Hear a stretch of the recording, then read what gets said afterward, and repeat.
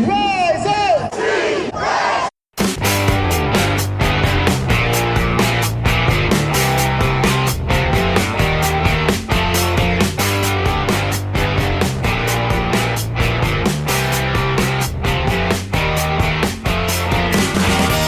This is the Rise Up See Red podcast, all about the Arizona Cardinals and the NFL, featuring insider and outsider perspectives. Enjoy the best hour of Cardinals talk on the web.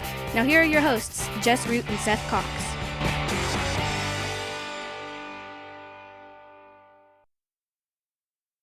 Hello, Arizona Cardinals fans. Welcome to the latest edition of the Rise Up See Red podcast, the best hour of Cardinals talk on the web.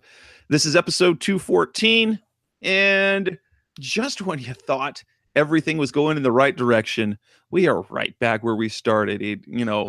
Almost seemingly back to how things were at the beginning of this season. I'm your host, Josh Rosen from CardsWire.com, the NFL Wire site covering the Arizona Cardinals. My co-host, as always, is Seth Cox from RevengeOfTheBirds.com, SB Nation's NFL site for the Arizona Cardinals. We're both longtime fans of the team. We're also media analysts. You can call us fanalists. We've got inside and outside perspectives. And for those of you who are listening to the show for the first time, thanks for listening. We talk all about the Arizona Cardinals. And this week in episode 214, it's not a lot. It's not pretty. Let's be honest. The Cardinals lose to the Detroit Lions at home 17-3. And, we're not going to be able to sugarcoat it. There were a few positives, but mostly it was bad. And we're going to react to the game. We're going to talk about Josh Rosen. Is he making the progress that he needs to make? We're going to look specifically at what in the world happened to the offense that seemed to talk about our observations in that sense. So, and then we're going to kind of look at, since there's been some movement, in fact, all around the league, the offensive coordinator position has been volatile. And we're going to kind of go around the league with the situation the Cards are in, sitting at 3-10, and kind of look at, well, what if? Would anyone else have done a better job? And kind of look at the situations for the new coaches around the league. So that's what's on tap for this show. Seth, what are your initial reactions to that? It was, for me, if it wasn't a game I had to watch, I would have much rather do pretty much anything. And I'm a glutton for punishment when it comes to the Cardinals. I like watching the Cardinals win or lose. I've been doing it for a long, long time. But now that I have to, it was almost, I wish I could have just turned the TV off. And it was that bad. Yeah, it was. And it's one of those situations where you watch that game and we wonder why we put ourselves through it every week. It was more than a loss. It was just bad football. It was boring football. It was not well played football. And it wasn't like it was an upset or anything. The Lions were favored. It was just one of those situations where the game wasn't entertaining. The team is perplexing, and I think that's the nicest way to put it. And the product on the field is just not one you really want to watch very much. And so when you put it all together, there's a lot of other things that most of us would have rather done on Sunday. Maybe pull weeds, do some yard work, hang Christmas decorations if you're, kind of waiting on that. But instead we watched the Cardinals play football, and it was not fun. Well, and the most disappointing part of it is that they had, with the win against the Packers, had sort of built up a little bit of optimism, a little bit of hope at least. It quieted down the masses about, oh, okay, we're not talking about, burning it all down. We weren't talking about burning it all down and firing everybody. But all it took was just like a quarter, and we're like, what happened? There was no progress. That they didn't build off anything except for one thing. Except for there was one positive overall, with the exception of one fourth quarter drive, the defense was actually pretty solid. And it wasn't exciting, and you can look at that the Lions have definitely had their offensive woes, but they didn't the offense, the offensive playmaking, that just was an issue. But the defense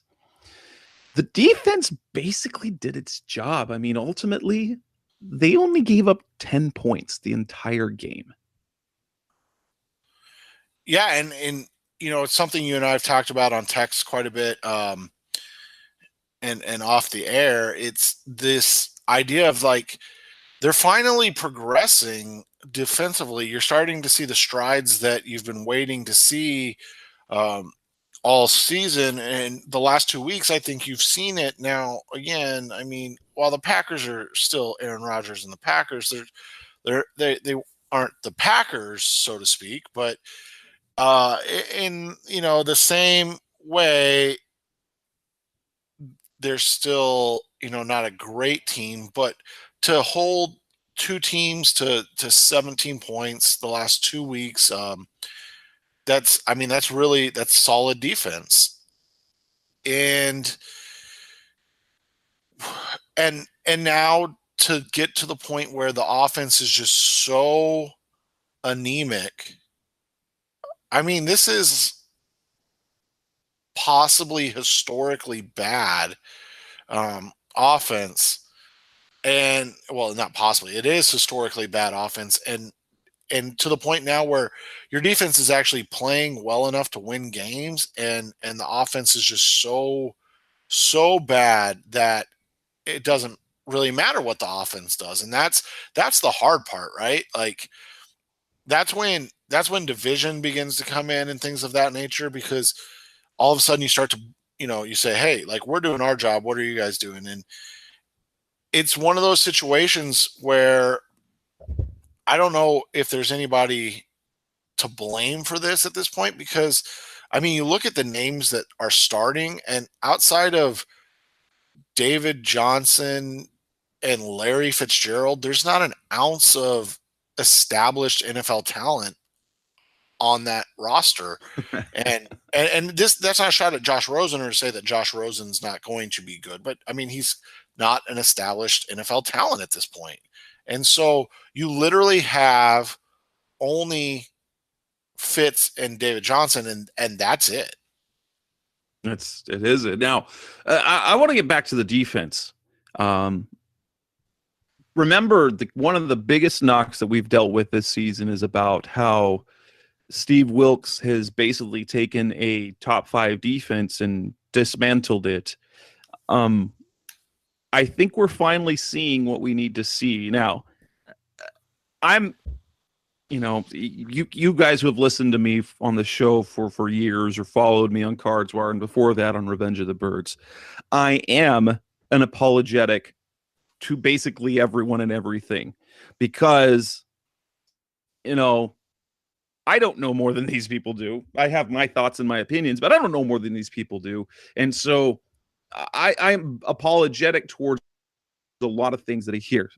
And I still hold to the fact, especially what we've heard from Patrick Peterson, what Steve Wilks has said, it wasn't simply this season. They didn't just dismantle top 5 defense. They took a defense that had continuity basically for 5 years and was very successful what they did. But then they also lost some key low-end cogs. Now, they entered this year with a new cornerback too. They lost Tyrann Mathieu. He wasn't that great last year. That's fine. They lost Frosty Rucker, Josh Morrow, Kareem Martin. One of the things the Cardinals did fantastically last year was stop the run. You know what these players were pretty good at? Were their role in stopping the run. Josh Morrow, solid in his role. Frosty Rucker, he's a very good player in a limited role. Kareem Martin didn't make much plays, but he was very good at the point of attack, at setting the edge. Even Carlos Dansby, he was good at he wasn't dynamic, but what they were able to do against the run was very good. You take those, second tier cogs, and then you left with some players on the roster. And if you go position by position, moving from the 3-4 to the 4-3, and philosophically based on the talent they had, wasn't a bad idea, and really was better for some players than others. The problem was they had to learn it, and then it was just that the line, you had some undisciplined play, you had some linebacker issues, but look at where they're at now. They're number 4 against the pass. They have improved to the middle of the road in points allowed, in terms of scoring defense, overall defense, and what remains is just the residue of many, many weeks of terrible run defense, but they've been climbing the ranks, and they're doing it with the likes of guys like David Amerson, signed off the streets, Gerald Hodges, signed early in this season, but off the streets. They're playing with, they're also playing with a guy, they're getting guys like Zach Moore, contribution from Zach Moore, Cameron Malvo. They're these guys whose names are made up. Benson Mayoa, who was added, who had one good season, but is doing far more than he was ever done in his career, even though he doesn't have huge sack numbers like he did a couple of years ago in Dallas. They're getting very good contributions, and things are finally getting together. It's just not for an entire game. There were lapses. Right, and it was one of those things that you and I talked about, and I mean, everybody kind of knew and understood. When this season started, it was going to take time. The thing is that, like you said, it was this idea of a top 5 defense, but it was this idea of they could stop the run, and so they became so abysmal at stopping the run that the progress being made on other parts kind of got drowned out. And then as you went through the season, everything was everything starts to look so bad that it progress in parts doesn't really matter, right? So you don't have those things to hang your hat on because you're a 3-win team. You're a team that's likely going to draft first or second in the 2019 NFL draft. So as they're making progress against the run, as they're making progress, in scoring defense, and as they're continuing kind of to hold steady against the pass, nobody's really going to pay attention to that because there's so much else wrong with the team. And so those are situations that are hard to break and overcome if you're a first-year coach of a team that, I mean, I think we kind of sugarcoat the last 2 seasons of Bruce Arians, because remember, they didn't make the playoffs. They didn't have a winning season in either of those. And in fact, they haven't been above 500 since 2015. So it's not like under Bruce Arians they were exactly, killing it. But the other thing, and the thing that you kind of talked about at the beginning, is when you're entertaining, it does solve a lot of issues. And when you're so bad that nobody wants to pay attention to you, when you are being watched, it's basically unwatchable.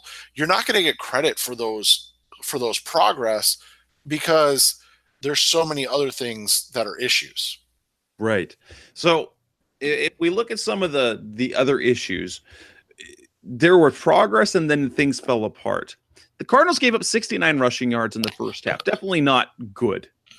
But then in the third quarter, they gave up 5. They tightened things down. And then what do the Lions do? Well, of course, they bring in their closer, Zach Zenner, and he just runs them over, missed tackles, and then in the end, it ends up being a 122-yard performance by the Lions, which isn't a ton. And they gave up less than 4 yards a carry. And I going into that game, I thought, now who knew that Zach Zenner would be the game breaker, but the type of running that they have, I was not concerned about LeGarrette Blount. He's the type of runner that the Cardinals actually excel at.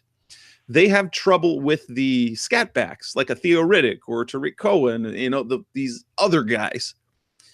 But you never figured that Zach Zenner would come in and be the issue. But it was one drive, it broke them. And it's kind of the case where the defense was so strong most of the game, but they needed the offense to do something, and they didn't. And perhaps one of the greatest concerns I had, and I understand why it happened, their biggest playmaker on the defense, Chandler Jones, was completely unable to make any plays at all. He's a guy he fills the stat sheet week after week. He was completely stoned against Detroit. One tackle, just nothing. One tackle, and that was it. No tackles for loss, no QB hits, no sacks.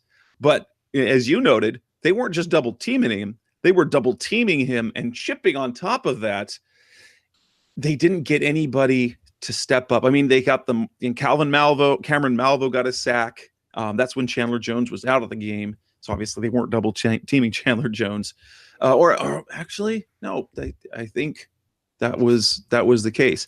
And then, Marcus Golden had a sack, but that was negated on a holding call. But other than that, no one in the front seven was able to step up and really make things difficult for Matthew Stafford. He had a very subpar game, but they weren't able to do anything. So what they needed was a Chandler Jones strip sack just to change things a little bit. Well, and it goes back to what we talked about in the preseason and then the regular season and the last couple of weeks. And in most games, if you look at it, they lose, which is obviously most of them this season, but most games that they lose, they are either losing or tying the turnover battle. So this is a team that offensively is so bad that you have to kind of force feed them short fields on, quick scoring opportunities. They're also, again, like this, I'm trying to figure out how to put this nicely, but like if you were to line up every available player in the NFL to just make starting offenses, I mean, outside of David Johnson and Larry Fitzgerald, does anybody on the Cardinals get picked? Like based on currently constructed the offenses, probably not. You might, yeah. It's more like a 2 years ago Jermaine Gresham, maybe. He's still a talented tight end, but then again, I'm probably still looking at his 5 seasons in Cincinnati before his back surgery when he was getting 55, 60 catches a season. Yeah, and so there are a ton of problems on offense, but and again, this isn't to take away anything from the defense because we're both saying the same thing. They played well in this game. They played well enough to win, but the problem is, again, well enough to win isn't actually good enough when you're at this juncture as a team. And that's kind of what the thing is. They need their defense to actually physically win them football games. They need their defense to create multiple turnovers, but not just like turnovers in a bend but don't break, which was kind of the first turnover when Budda Baker stripped the football. They need a turnover like in the Lions or their opponent's zone. So if they can't do anything offensively, well, at least they're in field goal range, right? Right.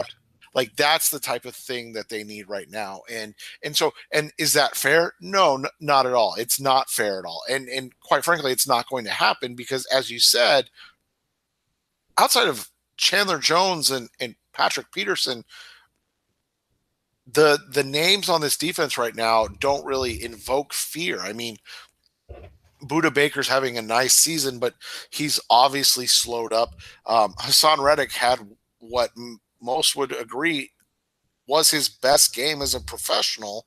But again, it wasn't really like game changing. It was a good game from a off ball 4-3 linebacker, but it wasn't like he was making plays that altered the complexion of the game. And that's unfortunately, and again, not fair, but the reality, what they need right now because of how handicapped and limited they are offensively.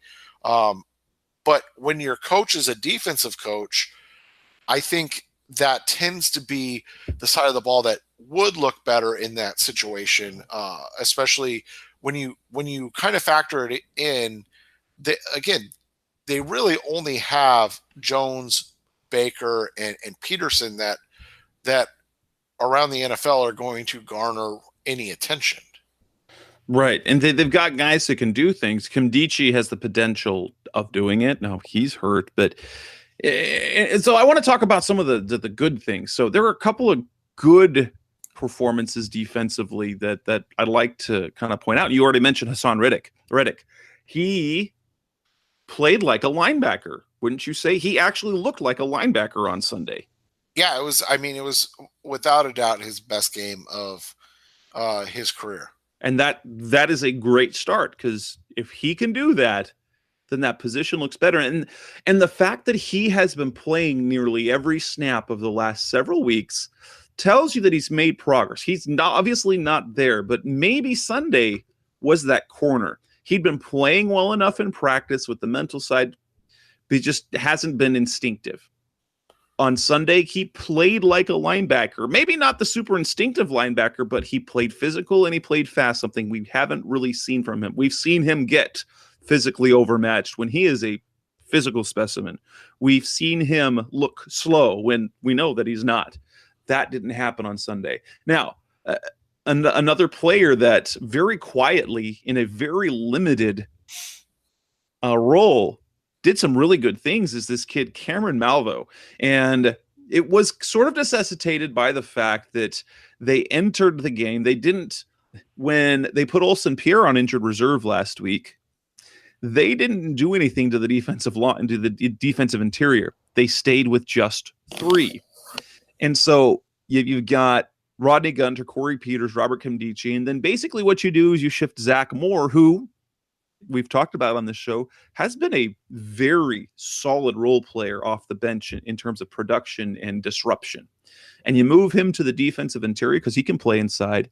And Cameron Malvo, who was actually the back of the depth chart, even behind Vonterius Dora, who they promoted, he gets the spot on the active roster. Dora sits down, and in 8 defensive snaps, he has a sack, a tackle for loss, and a QB hit. So that's 3 disruptions, 3 plays behind the line. Well, 2 plays that actually ended with a loss on the play and another disruption in 8 snaps. That's the sort of thing. It's that generating and sort of generating that production from other places, like a Benson Mayotte has done. And he had another tackle for loss, and he's been fantastic this year, to be honest. A very, very solid. But that sort of performance was very promising, especially when you look at the situation there at the other outside, the other defensive end spot, because they've got Chandler Jones and next year free agents.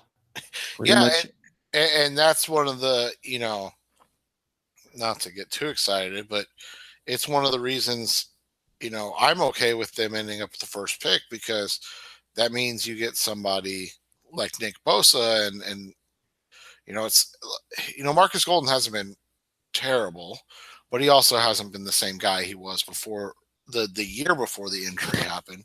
But defensively, I think it continues to be, you see strong things. I mean, Patrick Peterson continues to look like one of the top, 2 or 3 corners in the NFL. Like we talked about, Hassan Reddick had his best game as a professional football player this week. That was a good thing. Corey Peters just kind of goes about his business very quietly and does his job.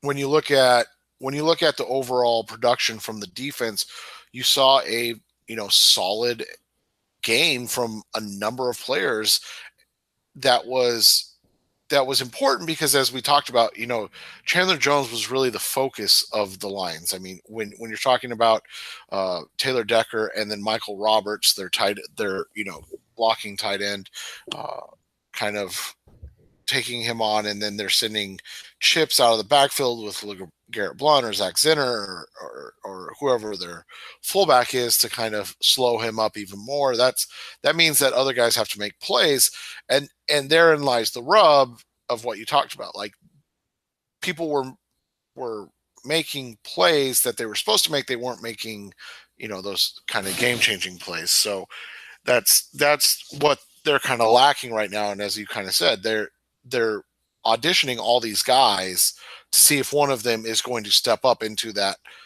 second pass rushing playmaker role at this time.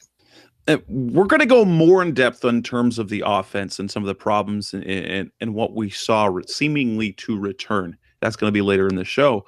But we have to note kind of some of the good and the bad. Obviously, some of the bad is, they were ineffective running the ball after running for 182 yards against the Packers. Now, again, a good chunk of those came from really big plays. The Cardinals didn't have a running play for more than 10 yards. They finished with 61 yards on the ground, less than 3 yards to carry. But probably the more concerning thing is, David Johnson had 8 receptions and 12 yards. And 10 of those came on one play. So after the 10-yard catch, which was nice, he had 7 catches for 2 yards. Obviously not great. Now, on the other side of things, you did see some nice things from Trent Sherfield. 5 catches for 77 yards. 4 of those went for first downs. You saw a player who could do something. And I'm going to continue to say Trent Sherfield is the 2018 version of the 2013 Jerron Brown. I don't know if he's going to develop into, a starter, but he certainly can bring you production. And the issue that the Cardinals had with a guy like Jerron Brown in the last couple of years is because he was their number 2 receiver, which obviously wasn't ideal. J.J. Nelson made a couple of plays. Wow. Jalen Tolliver got some looks. So there were some positives. But overall, just the offense was bleh. Well, and when you look at the offense, it always is interesting. So Christian Kirk is a guy you're trying to work in as your number 2, maybe future number 1, likely like a guy that's a career kind of that Randall Cobb-esque type role where he's a guy that's going to put up 80 to 90 catches for 850 to 1,100 yards and 6 to 8 touchdowns. And so you're working him in, and that's going to cause an issue within force feeding Larry Fitzgerald, which is fine. I mean, you're developing a new guy, a guy that you're investing highly in with a 2nd-round pick. He gets injured, and Larry Fitzgerald doesn't get a target until the 3rd quarter of a loss, where your offense looks like it would struggle to score on most college defenses. And I think, to me, that's an issue more so than anything else, is that one of your only 2 established weapons is not even like involved in the game for the first 35 minutes of the game. It's unfathomable to me to go out there and expect Trent Sherfield and Jalen Tolliver and J.J. Nelson to be the guys that make an offense go. And I'm not saying Larry Fitzgerald is the Larry Fitzgerald of 5 years ago. I mean, I don't even think he's the Larry Fitzgerald of 2 years ago, but he's still the best receiver on the roster.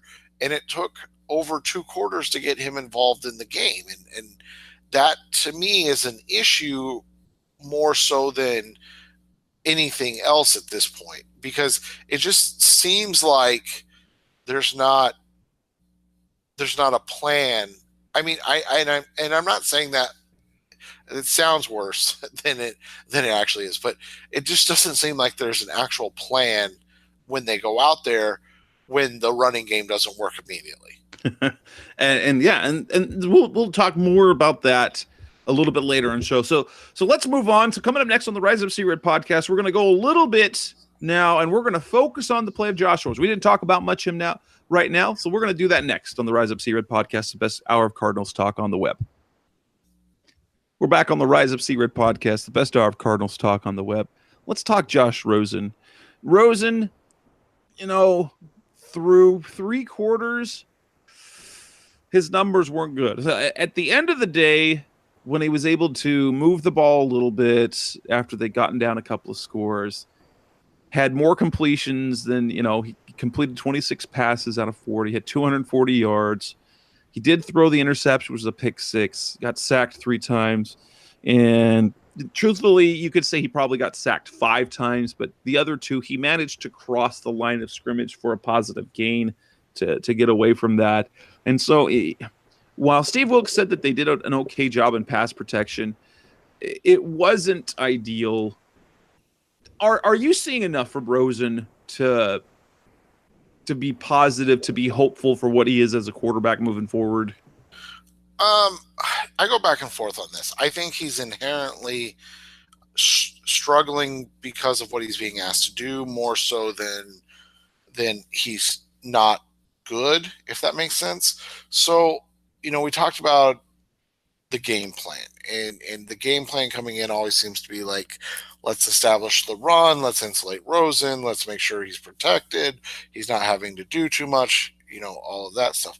But then that doesn't work, and then you fall behind, and so all of a sudden you're still trying to run the ball on first and second down, but now all of a sudden you're in third and long situations where you're asking your rookie to make plays to extend drives. So, the NFL is trending more towards getting into consistent second in short situations, avoiding third downs at all situations. And obviously, people are, when you hear that, you say, well, duh, that's what the Cardinals are trying to do. But the thing is, with the rest of the NFL, they're doing it in ways that, kind of buck traditional ideals on offense of, let's establish the run, and then that'll open up the passing game. And instead, now you're seeing much more of, hey, let's throw the ball, and then, once we get ahead, we'll start, cramming it down the other team's throats. And that is kind of opposite of what the Cardinals are doing. And so, in a way, I think in their desire to insulate Rosen and to protect him, they're actually harming him, because by the time he's actually able to throw the ball, the situations are so obvious. They are putting them it's putting him in a position to be unsuccessful, and then in the end, he ends up having to either make really difficult throws, or he ends up forcing the ball and struggling and throwing pick 6s that kind of change the landscape of the game. Yeah, obviously taking care of the football is a concern. Rookies often have this issue. I'm going to look at this throw that the one that Slay picked off, and kind of agree with some of the things that have been said by the football people.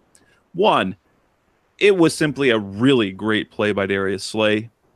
2, well, and Slay even said he was baiting him into that throw. Yes, and Rosen said that after the fact that Slay gave him a different look and made him believe that he was going to play off. Now, Sherfield should have, and this is something Bruce Arians did all the time, is call out his receivers for not fighting for the ball more, being more aggressive for that.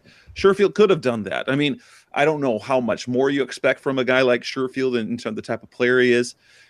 And at the same time, Rosen probably didn't need to make that throw. He could have gone to a different, but that was a rookie thing.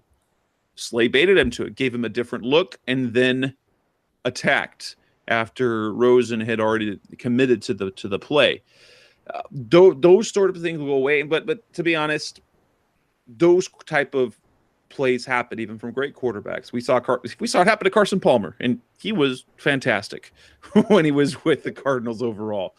Carson Palmer had plays like that. I think, in the way you listen to Steve Keim, the way you listen to Steve Wilks, they are all in on Rosen as a franchise quarterback. But at the same time, what choice do they have? Right. Well, and I don't think that, I wouldn't say that there's any question on that. Like, I think that's I don't want to say obvious, but I think it's definitely something that is going to be, it's going to be the situation where it has to work out that way, because if it doesn't, then they're in a lot of trouble, right? So, but moreover, I don't think he's a bad quarterback as much as he's in a bad situation. He's trying to fight his way out of it, and it's causing issues that it really shouldn't. And I would agree. But like I said, I've seen some good things. The kind of thing that's kind of eerily strange is the fact that it seems for 3 quarters, maybe it's game plan, he's very below average overall for whatever reason. But then when the 4th quarter comes around, suddenly he is better. And we saw this many years ago from a guy named John Skelton.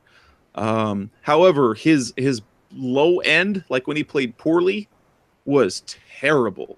And that didn't really come up until a little bit later in his career, when 2012, when it was awful. But this is a trend that's both positive and a negative. You like a quarterback to play his best when it matters most, but you'd also like him to put yourself in a position so it doesn't matter most necessarily, so you're not having to come back, that you can get the making play early. Because if you look at some of the, Carson Palmer did really well at coming back, but you know who was not a great comeback quarterback? That was Kurt Warner. He was a really good at stomping on you early so that you can't come back. Yeah, and the other thing is this, that when teams get down, other teams tend to play softer in order to not give up big plays. So there's this whole theory in football that big plays occur when you blitz, or these other situations, and because you're losing the numbers game. And so, for instance, a Cardinals team that only keeps 5 in the backfield to block, you bring 6 guys, that means that you've got 5 wide receivers in the route, and that means if one person messes up, there's nobody for coverage. And so teams, when they get ahead, typically they stop bringing extra, or they'll just bring 5, and that way they always have kind of a safety over the top to protect for any potential one-on-one breakdowns, or they sit in deep zones and play those kind of umbrella defenses where they're allowing things to go short because that keeps the clock running, and then even if they move down the field, they're unlikely to score. So some of those numbers are from that. A lot of the other reason his numbers are better are simply because you're seeing a different ideal being deployed offensively, where they're typically behind, so they're having to throw. They don't really have a choice, and so all of a sudden they're having to be a little more open with the offense and what they do.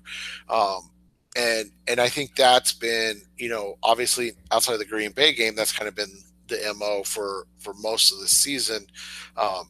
And so it makes sense that his numbers would be better that, in that area of the game, because it's simply just a numbers game at that point, where they're unlikely to occur such a defense that's going to be as aggressive against them.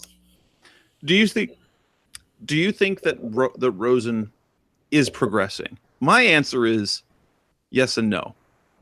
He is progressing, but in some ways he is moving backwards in some ways. Because for me, we haven't seen a game quite like his first start when he completely wowed us all. When we said, this guy doesn't even look like a rookie. Since that game, he's looked like a rookie pretty much every game. Now, he looks like a really smart rookie. He looks like a rookie who can lead. But his play on the field has been very uneven. So for me, in terms of, is he progressing? Yes, he's progressing kind of.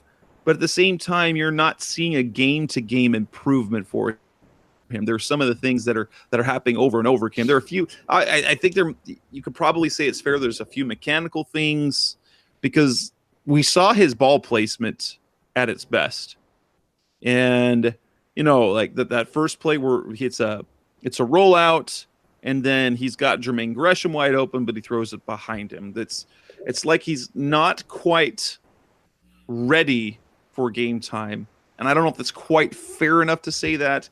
But he's making progress to me, but he hasn't shown as much progress as I had hoped he would.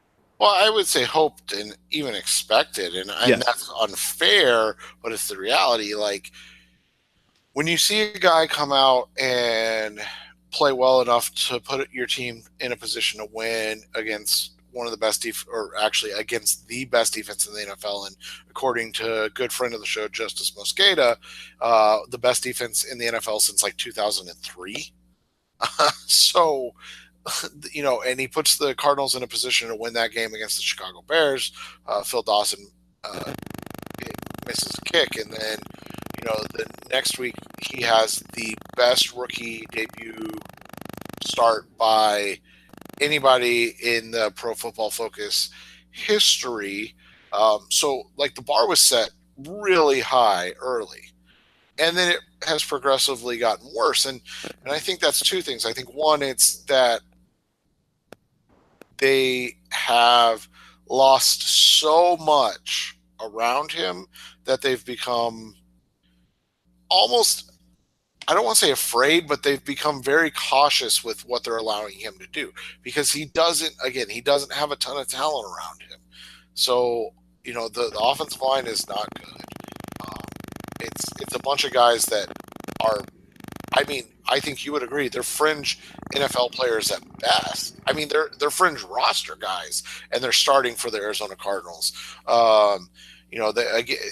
We went over the weapons issues, and so when it comes to Rosen, I think more than anything, his progress has been stymied by a team that does not want to break him in his first year. And the only way you really break a young quarterback is by allowing him to get hit repeatedly and over and over and over again, to the point where he doesn't want to stand in the pocket anymore.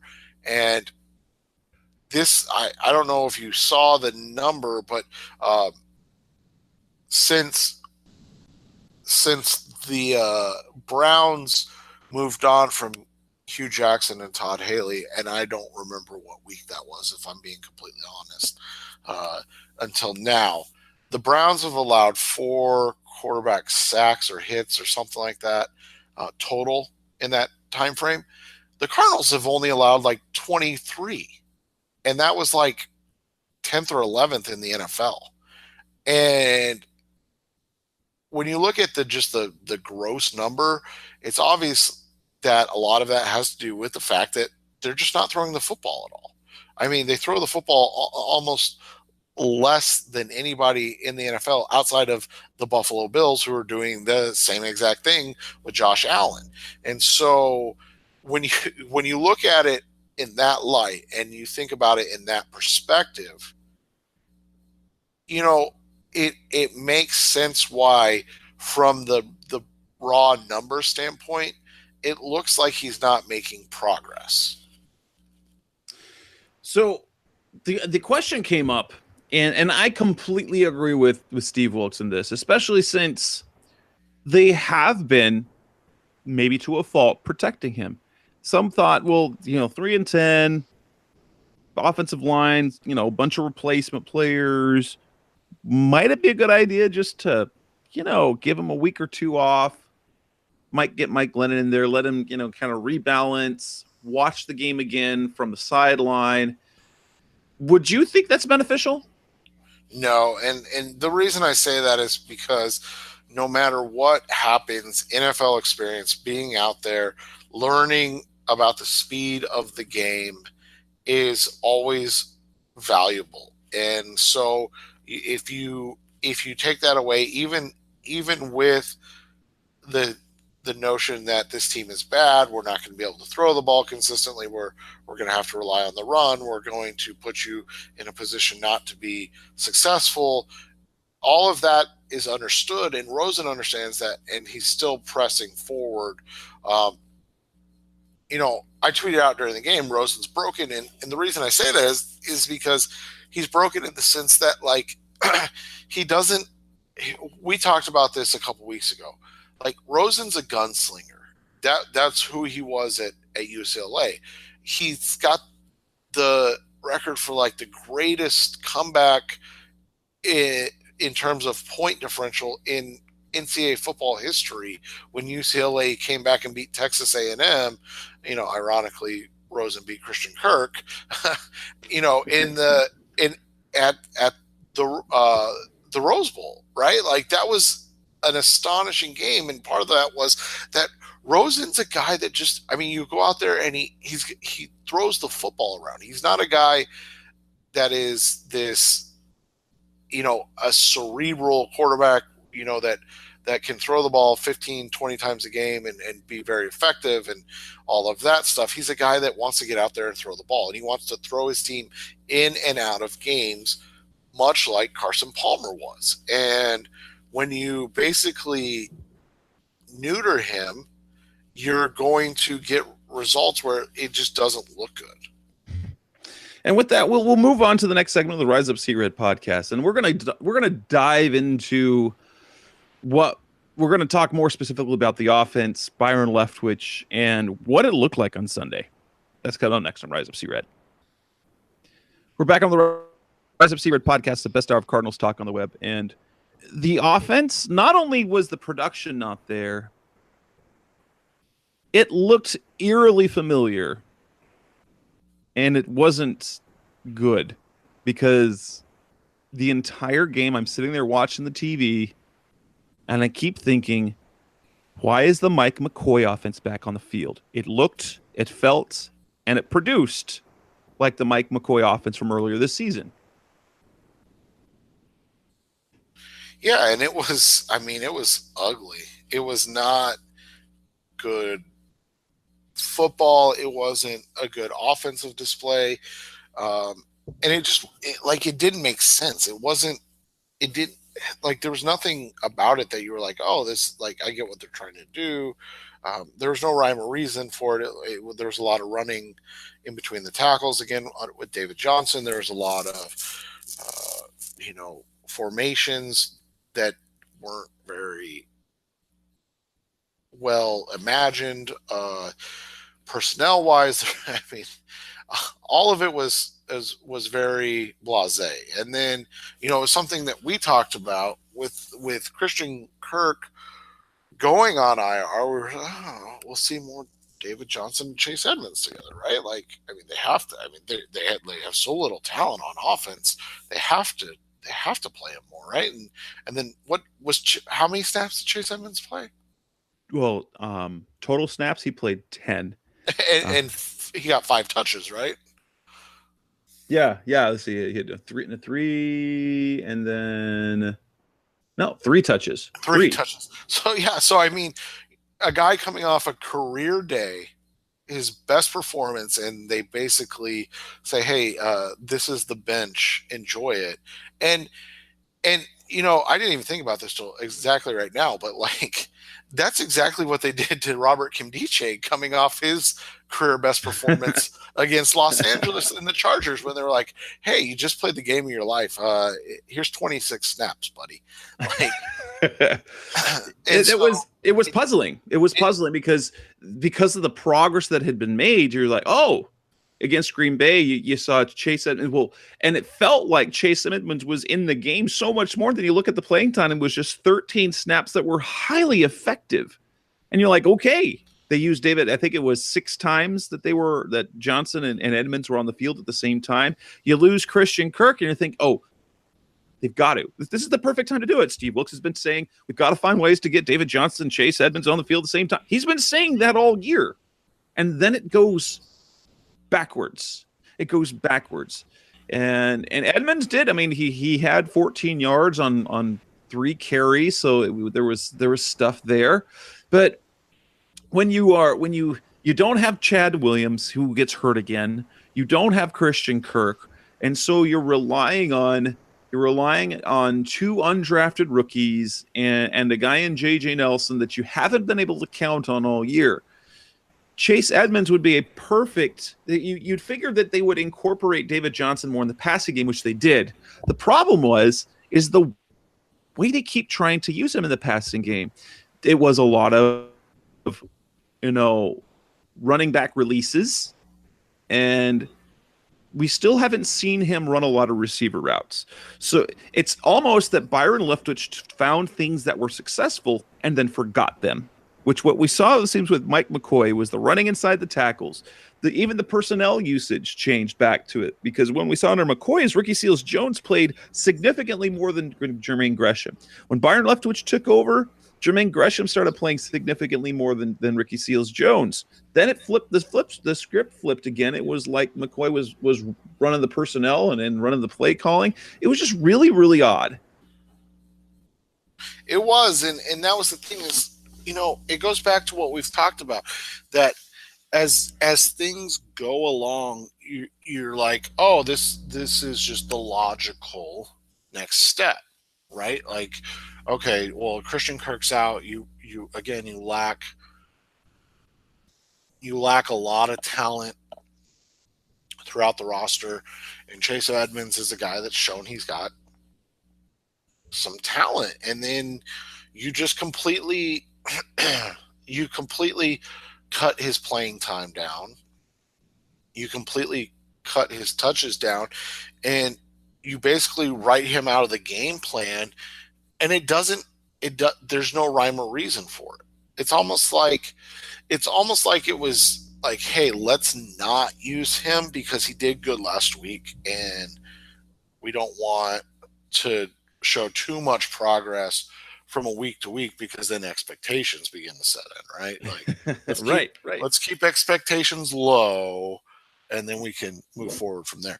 And it was just like, it was honestly a baffling situation, because I'm one of those people that really truly believes that, like, if you have talent in terms of like ability, you find a way to get the talent on the field and utilize it in whichever manner possible. And it just seems like at times this coaching staff thinks, I don't want to say the opposite, but they think like they don't completely understand that philosophy. They're like, well, we have our personnel packages. This is what we do. Like, we don't put wide receivers or running backs out at wide receiver. We don't have 2 pure running backs on the field at the same time. If we're going to do that, we'll put Derek Coleman out there. Oh, by the way, he doesn't ever play. We're wasting all that talk of you running with a fullback, and he gets 4 snaps a game now. Right. And so that's kind of, that's the hard thing, is it's all just kind of baffling in that situation. Perhaps the most concerning thing is that we now are starting to hear, because you were excited. I was excited to see what Byron Leftwich could bring to the table as an offensive coordinator, as a play caller. He's really been, his work with Josh Rosen in terms of his demeanor has been fantastic. But we saw a philosophical almost a disagreement with Steve Wilks, as Wilks sort of distanced himself from what Leftwich did offensively, as he says in his Monday press conference after he looked at the film. He said, it's not about like doing new things. It's about finding the things that we've done successfully and using them consistently. And then the end of the half, I think nothing. We hear Byron Leftwich talk every Thursday, and he talks about it's all about developing Josh Rosen. This kid is great. We've got to protect this kid. We've got to put him in situations to be successful. And here's what we saw at the end of the half. Remember the play that everyone's like, what in the world's going on? So they get the ball back. They've got less than a minute left on the clock. But they've got all three timeouts. You look like, okay, let's make some plays and maybe get some points on the board. They run the ball, call timeout, then run the ball again and run the clock out. That was puzzling. Wilks detailed what happened more in his radio interview after his press conference, and it turns out that the type of coach we've been saying that Steve Wilks is, the play it safe. He's not going to take big risks offensively. And it turns out that he was wanting to do more than his offensive coordinator was willing to do. The run on first down, that was planned. Leftwich wanted to run the ball to see the kind of coverage that the Lions would be giving them. And knowing that, there was the conversation on the headset, Wilks clicked it over to talk to Al Holcomb about the potential of what if for some reason the Lions get the ball back, what they were going to do. And in that miscommunication, Byron decided that rather than putting Rosen at risk for some catastrophic play, so he went super risk averse, said, no, let's just run it out. When Wilks wanted to do that, but didn't get back in time to communicate that with him. And so he called another run play, and Byron basically said, we're not going to take any risk. It's like he's taken the concept of protecting Josh Rosen and gone all the way to a fault for it, almost as if he's not concerned with the actually winning games, and he's just concerned about protecting and insulating Rosen. Right, and that's the difficult part, is that you're trying to do what's best for the team, but at the same time you're trying to protect you hate saying this, but the most important asset you have right now. And so it's one of those catch-22s. The problem becomes that this team has to at some point establish an identity of desire, if that makes sense. Like, you can't continue to not try and win games. And I'm not saying that they're trying to lose games, but when you do things like punt on 4th and short, when you do things like not try to be aggressive and get a score at the end of a half because you're afraid to make a mistake, it shows that you're more afraid of failure than you are of the chance of success. And that, to me, is an issue that is going to be hard for this staff to overcome, because it's kind of setting a precedent, and it's clearly creeping into the entire staff in how they decide to approach things. So the question is, for me now, is this: do you believe in Byron Leftwich going forward? And the more that we see this, the more you have to be a little bit concerned. Now, just like when we like to see teams have some patience with players, I like to give patience to coaches who, guess what? This is something Leftwich is doing for the first time in his career, and he's doing it in a tough situation where he's having to work with the Mike McCoy playbook in some ways.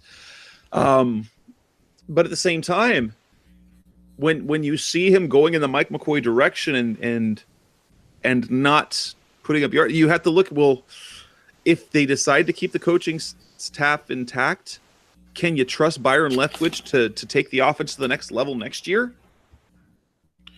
And that's the hard part is like, where are they going with this, and can Leftwich kind of diversify and then dial up that offensive aggressiveness, and is it something that he can do? Because I mean, that's the thing is, once you establish an idea, it's either it goes forward, or it's one of those things where that's just who you are. And so I'm not saying, I don't think Leftwich is a guy who is scared, because I think he's an aggressive guy. But, you know, is he doing enough to deserve a chance to continue to be an offensive coordinator for the Cardinals? Or is this something where his conservativeness and his desire to protect Rosen is actually doing more harm than good? And for the next part that we're going to talk about on the final segment of the Rise of C-Red podcast, we're actually going to go around the league. We're going to go around the league and look at the coaches, because obviously the Cardinals coaching situation is, not ideal. We're a little bit concerned with it. And there's talk of that, did the Cardinals make the right hire, the wrong hire? But I want to look at the other stuff. So coming back on Rise of C-Red podcast, we're going to take a look around at the other coaching situations, the other candidates that the Cardinals had. How are they doing, and how might they have fit instead? That's coming up next on Rise Up C-Red. We're back on the Rise Up C-Red podcast. And so we look at this. Let's take a look at around the league, because kind of one of the big things that happened on Tuesday was the Minnesota Vikings, who were a 13-win team, really on the verge of, they real close to a Super Bowl, and they go out and spend a lot of money on the best quarterback available when they were doing what they did last year with Case Keenum and Sam Bradford, bring in Kirk Cousins, John DeFilippo after Fritz Shermer leaves and goes and gets the head coaching job for the Giants, and now they fired him. And DeFilippo was one of the guys that the Cardinals interviewed. And you begin to wonder, if you look at some of the coaches. So let's look at DeFilippo. He took a Minnesota team that was really solid offensively, have a better, more talented quarterback, and has done less. Would he have done anything different? Because there were a lot of people who wanted DeFilippo here in Arizona. Well, would he have done anything here? And that's the thing. That's what the question becomes, is this, kind of a chicken or egg scenario? Like, is this team bad because of the coaching, or is this team bad because it's a bad roster and the coaches don't have much talent to work with? And,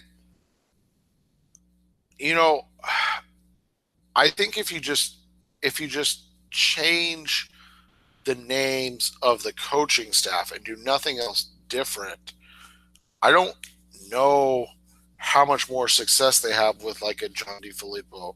I don't know how much more success they have with a Brian Flores, another leading candidate from the New England Patriots, because there's not. I mean, like, okay, so if you bring in DeFilippo, clearly the offense is going to have a different makeup and a different look. But who's the defensive guy? How does that work out? You're still going to have an offensive line that's in shambles, that also was made up of guys that were often injured. I mean, remember, we're not going back and changing free agency or the draft. We're just changing the coach at this moment. And I don't know. I think they're better offensively, but they're probably worse off defensively, right? So, would that be possible? I mean, when you think about it, now we've talked about the numbers and how the defense is doing better, but yeah, would they have been better defensively? Ugh. Yeah, and so I mean, there's just a lot of situations where you look at it, and I don't know. Like, I go back and forth on this, because obviously they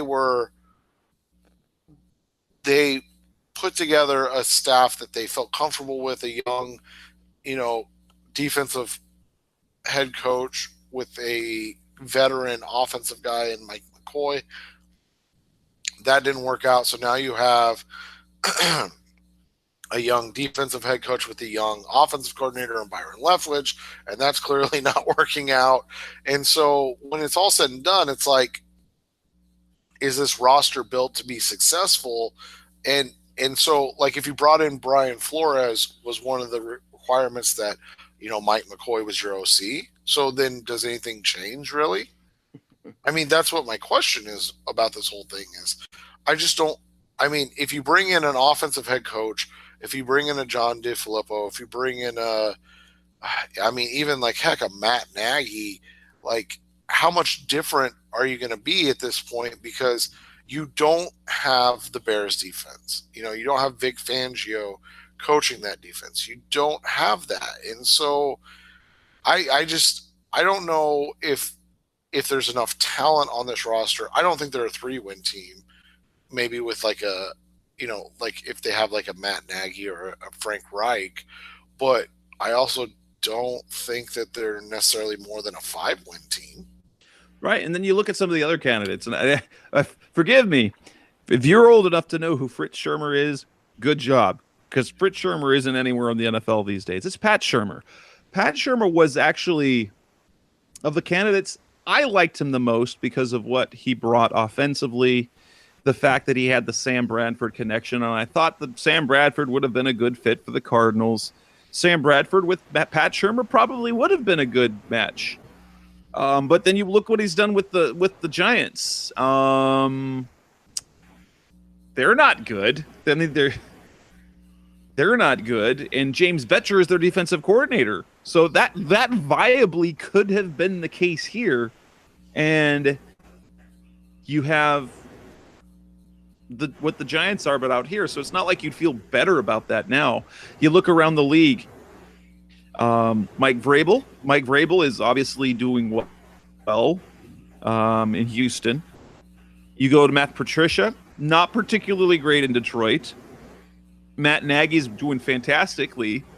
He wasn't really on anybody's radar in terms of for the Cardinals.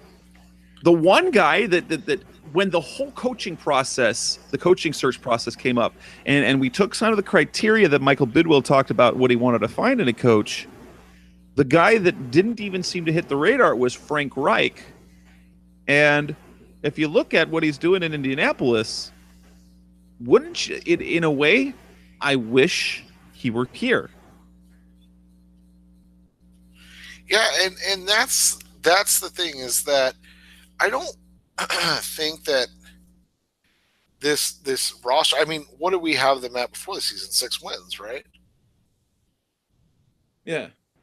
Yeah, so, I mean, when you look at it from that perspective, I don't think that you and I saw this team as being exactly great.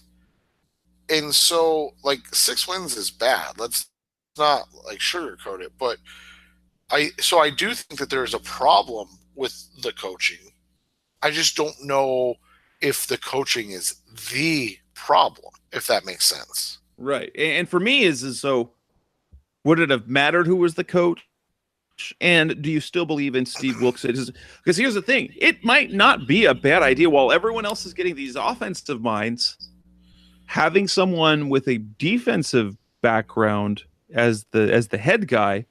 Because granted, let's understand, Al Holcomb is calling the games defensively. It is under a Steve Wilkes philosophy. But he's not calling the defense. It's going to sway one way or another. But you just have to pair with Wilkes, a guy who offensively will be able to do enough. Now, maybe that's the situation in Minnesota where simply he's not comfortable working with any of the new age, offensive philosophies because he wants 16-10 games or 13 to 7 games. And so he just wants the offense to be productive enough instead of being potentially prolific.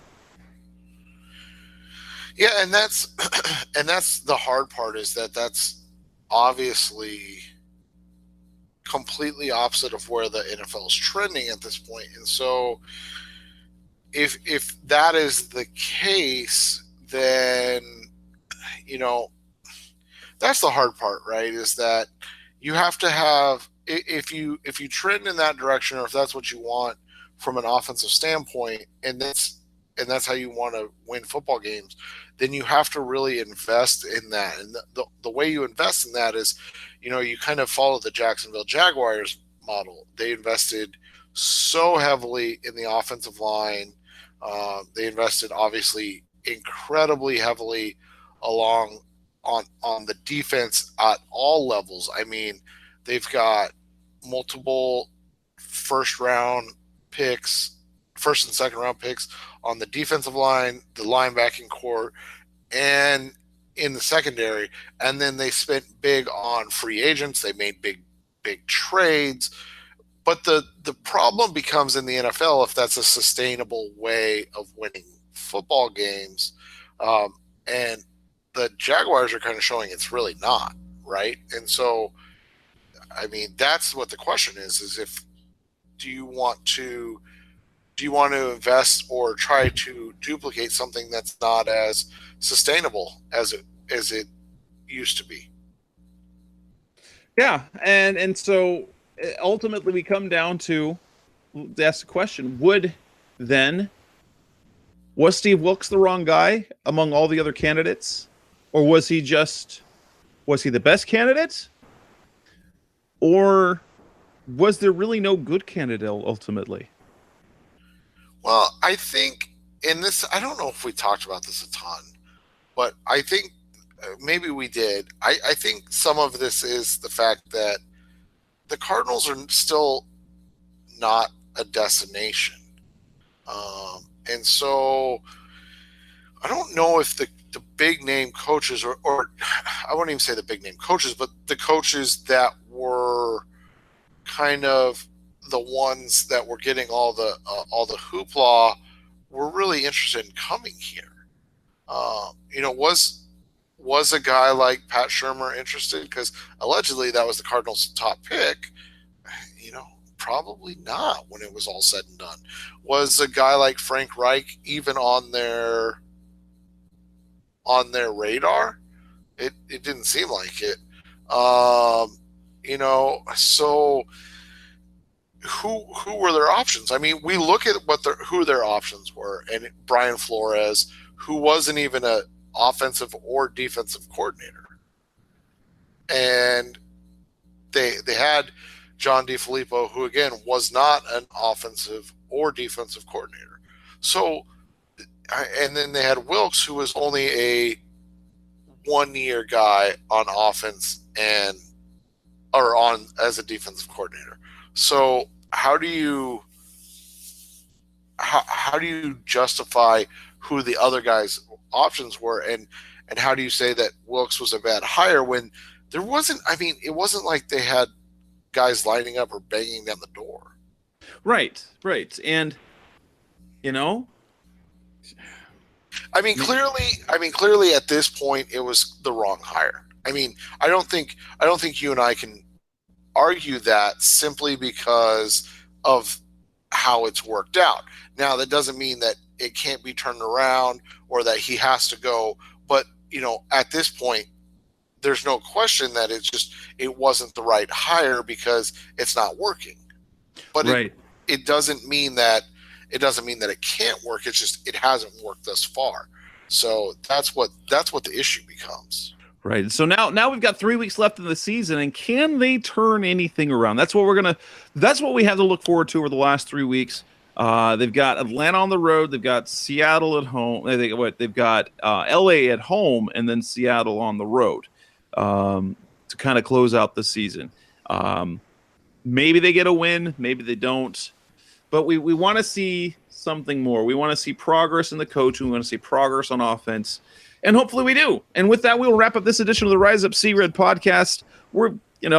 This wasn't a positive show. Sorry. Maybe we have something more positive for you next week. Hopefully Josh Rosen lights it up. Maybe they finally get a win in Atlanta. Until then, that's Seth Cox. I'm Jess Root. We'll be back again next week. Go Cardinals. Thank you for listening. Thanks for listening to the latest edition of the Rise Up, See Red podcast. Listen to previous episodes and subscribe to the show on Apple Podcasts, Stitcher Radio, Audioboom, or many other podcast platforms so shows are delivered directly to your mobile device. Please give the show a 5-star rating and always support the sponsors who support the show. We'll be back soon for the best hour of Cardinals talk on the web. Rise up, Red Sea, be Red, See Red, and of course, Rise Up, See Red.